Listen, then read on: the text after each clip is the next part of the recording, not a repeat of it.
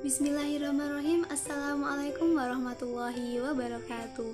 Perkenalkan, nama saya Siti Halimatun Nurul Hasanah, NIM 203200242 dari kelas PGMII semester 3. Video kali ini saya buat untuk memenuhi tugas mata kuliah Psikologi Pendidikan.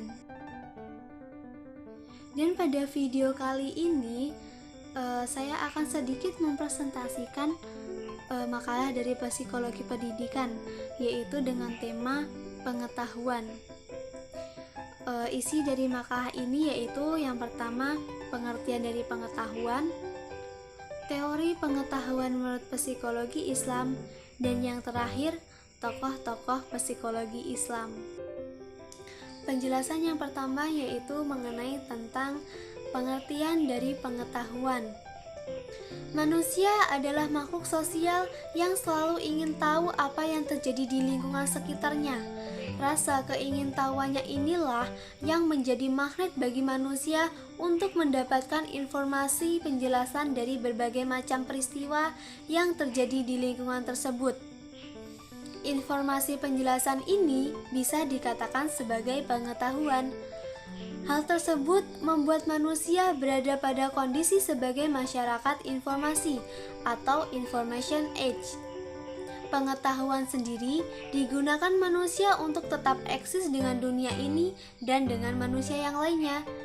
Pengetahuan menyebabkan manusia bisa bertahan hidup, menemukan hal yang baru untuk terus berkembang, dan menyebabkan manusia bisa berada pada posisi yang lebih tinggi dari makhluk hidup lainnya. Namun, secara kultural, pengetahuan manusia memang ada, tapi kebenarannya tetap berada di bawah syarat-syarat eksistensi manusia. Pengetahuan merupakan hal yang terpenting dalam perkembangan dunia. Adanya pengetahuan dalam pendidikan menjadi salah satu faktor berkembangnya suatu negara. Pendidikan memegang peranan penting dalam mempersiapkan sumber daya manusia yang berkualitas. Oleh karena itu, kualitas pendidikan harus terus ditingkatkan dan selalu diperbarui sesuai dengan perkembangannya. Pendidikan yang berkualitas tentu akan menghasilkan generasi-generasi bangsa yang berkualitas pula. Menurut Kamus Besar Bahasa Indonesia sendiri atau KBBI, pengetahuan berarti segala sesuatu yang diketahui, kepandaian, atau segala sesuatu yang diketahui berkenaan dengan hal baru atau mata pelajaran. Pengetahuan dapat juga diartikan dalam kata epistemologi. Secara etimologi, kata epistemologi berasal dari bahasa Yunani, yaitu epistem dan logos. Epistem sendiri biasa diartikan sebagai pengetahuan atau kebenaran, sedangkan logos diartikan sebagai pikiran, kata, atau teori. Berdasarkan hal itu, maka secara sederhana epistemologi dapat diartikan sebagai teori pengetahuan atau dalam bahasa Inggrisnya biasa disebut dengan theory of knowledge. Menurut Noto Atmojo sendiri, pengetahuan adalah hasil dari tahu, dan ini terjadi setelah seseorang melakukan penginderaan terhadap suatu objek. Penginderaan terjadi melalui panca indera manusia, yakni indera pendengaran, indera penglihatan, penciuman, perasaan, dan perabaan. Sebagian pengetahuan manusia sendiri didapat melalui mata dan telinga. Pembahasan yang kedua yaitu mengenai teori pengetahuan menurut psikologi Islam. Ada 6 teori atau 6 cara atau 6 metode yang dapat kita lakukan untuk memperoleh suatu pengetahuan. Pembahasan yang pertama yaitu tentang tenacity atau kekukuhan pendapat. Metode ini berdasarkan pada kebiasaan atau tahayul di masyarakat yang seolah-olah seperti sebuah fakta, sehingga kita terarah untuk meyakininya secara terus-menerus atau secara kontinu. Pengetahuan dirasa benar karena kita terus mempercayainya. Sebagai contoh dari kekukuhan pendapat sendiri yaitu begini, si Fulan mempunyai sebuah baju ajaib pemberian dari kakaknya yang Menurutnya, dapat membuatnya selalu berhasil mendapatkan nilai yang bagus dalam ujian. Hal ini terjadi karena selama ini dirinya sering gagal ujian karena memakai baju yang berbeda. Akan tetapi, ketika dia mengerjakan ujian kalkulus yang dianggapnya paling sulit, dengan baju pemberian kakaknya, ia berhasil lulus dengan nilai yang bagus.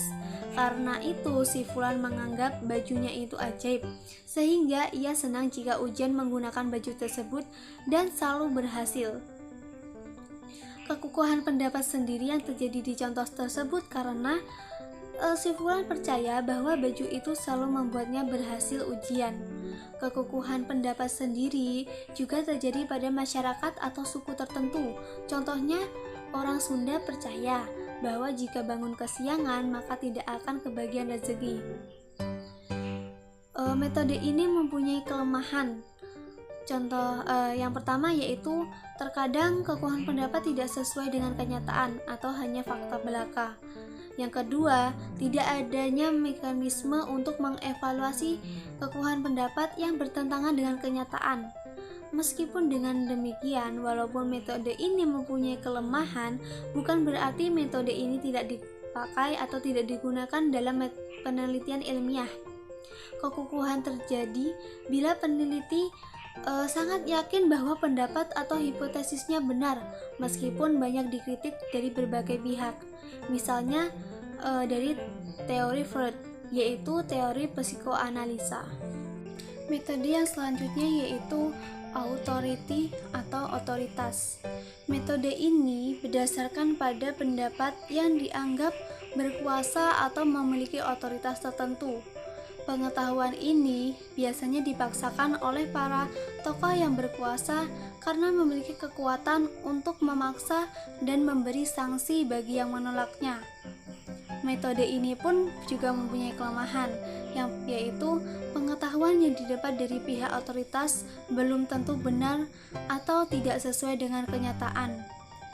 Contoh dari metode otoritas sendiri yaitu pemimpin memaksakan kepada masyarakatnya untuk selalu mengikuti apa yang dia katakan.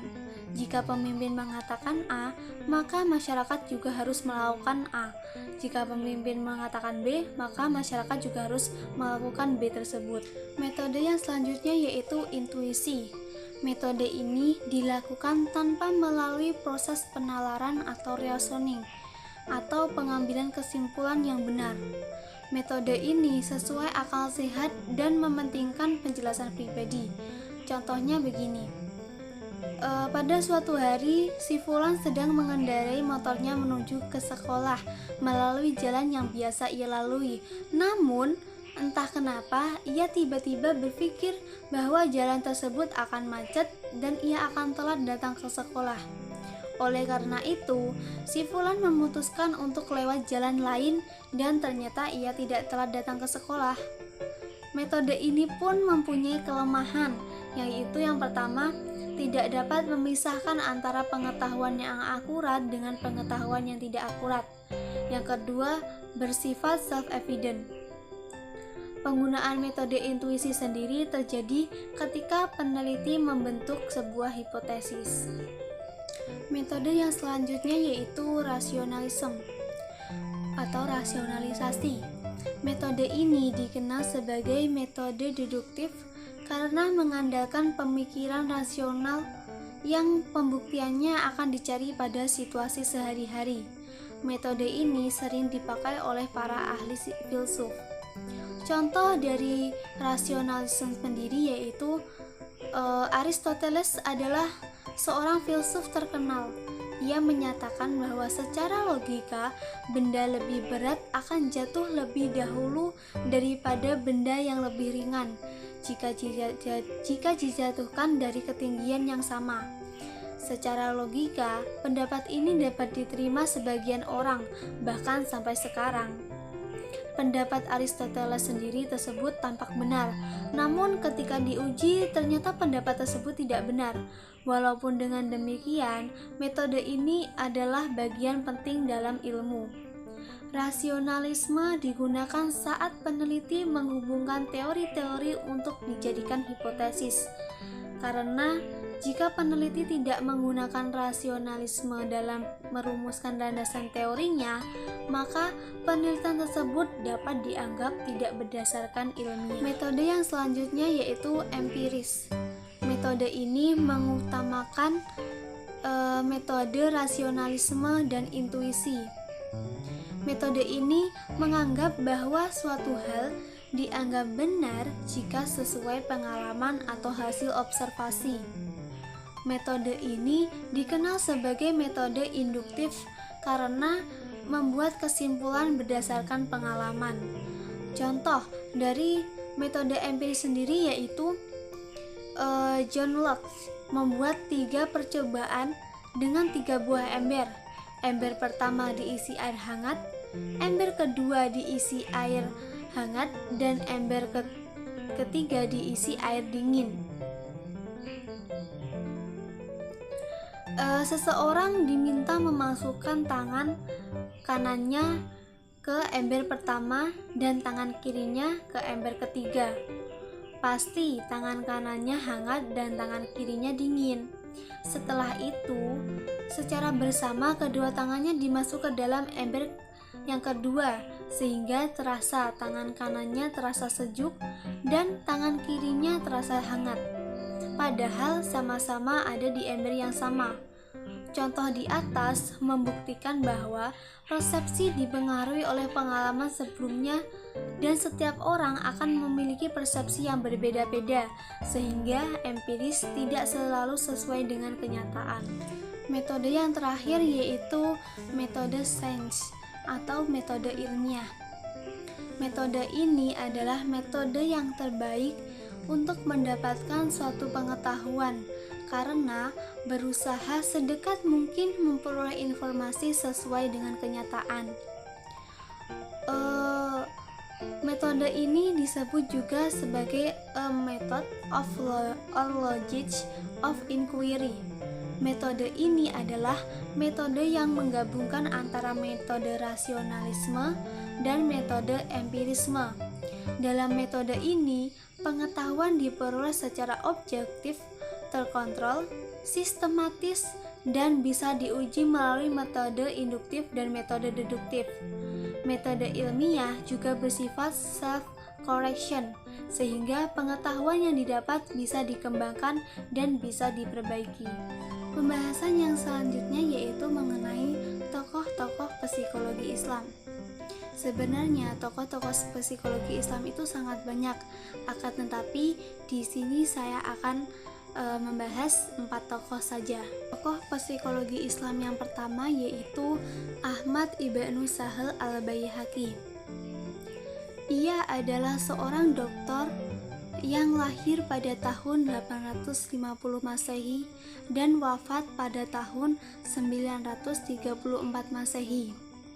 Di dalam kitabnya Masalih al-Abdan wa al-Anfus atau biasa disebut dengan keseimbangan raga dan jiwa, yang manuskripnya disimpan di Hagia Sophia Library, Istanbul dengan nomor 3741, dengan sukses menjabarkan penyakit-penyakit yang berhubungan dengan jiwa dan raga, yang ia istilahkan dengan tib al-qalb dan at-tib al-ruhani, untuk menjabarkan penyakit-penyakit yang berhubungan dengan penyakit kejiwaan dan penyakit-penyakit yang berhubungan dengan penyakit spiritual. Tokoh psikologi Islam yang selanjutnya yaitu Al-Ghazali. Al-Ghazali lahir pada tahun 450 Hijriah atau 1058 Masehi di desa Tus, wilayah Khurasan atau Iran. Dia adalah pemikir ulung Islam yang menyandang gelar pembela Islam. Secara filosofis, ia memandang manusia adalah makhluk yang berpikir secara totalitas tentang diri manusia itu sendiri, struktur eksistensi, hakikat atau esensinya, pengetahuan dan perbuatannya. Tokoh psikologi Islam yang selanjutnya yaitu Ibnu Sina. Ibnu Sina yang bernama lengkap Abu Ali Al-Husain bin Abdullah bin Sina, lahir pada tahun 980 Masehi di Afshanah, daerah dekat Bukhara, sekarang wilayah Uzbekistan yang kemudian menjadi Persia.